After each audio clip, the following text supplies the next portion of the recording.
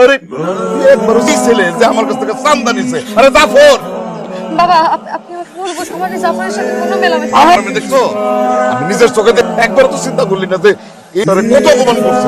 তোর সর্দার বলতেছে তোরে একবার যদি আমি দেখি যে ওই তুই কোথাও দাঁড়ায় কথা বলছস, আমার কানে যদি আসে একদম সরাসরি হোস্টেলে থাইকা তুই লেখাপড়া কর।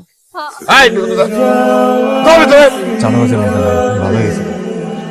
সত্য আপনি ভালো হয়েছে তো ভালো উপকার দরকার। ছোট মানুষ আপনি কি উপকার করতে কোন কি উপকার করতে পারি আপনার জন্য কোন আমি করুন আমার একটা চাকরি দরকার। চাকরি আমি করতে নিজেকে একদম পাল্টায় ফেলছি। এই চাঁদাবাজি গুন্ডামি আর কোনো কিছুর মধ্যে আমি আমার এর জন্য মানুষের দাঁড়িয়ে দাঁড়িয়ে করতেছি। শুধু আমার হয়ে থাকো। আমার বাবা আপনাকে একদম পছন্দ করে না। আমি জানি তুমি আমাকে ভালোবাসো। না বাসি না, স্বার্থে আমি আমার বাবাকে কোনোদিন কষ্ট দিতে পারবো না।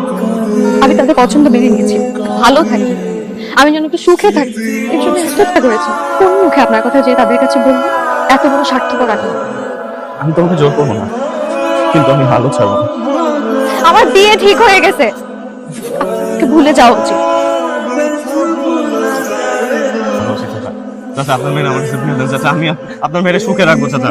চাচা দেরি হয়ে গেছে বাবাজি, বিয়ের কথাবার্তা সব ফাঁকা করে ফেলেছে।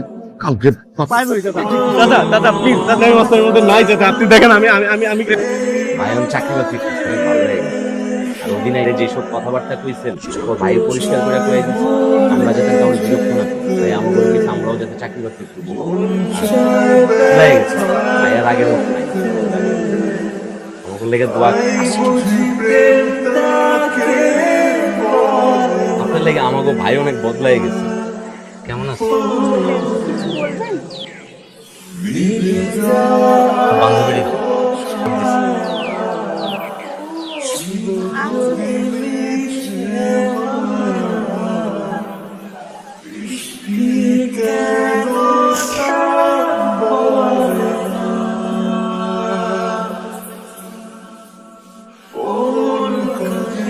আমাকে ছেড়ে আপনি কোথায় যাচ্ছেন?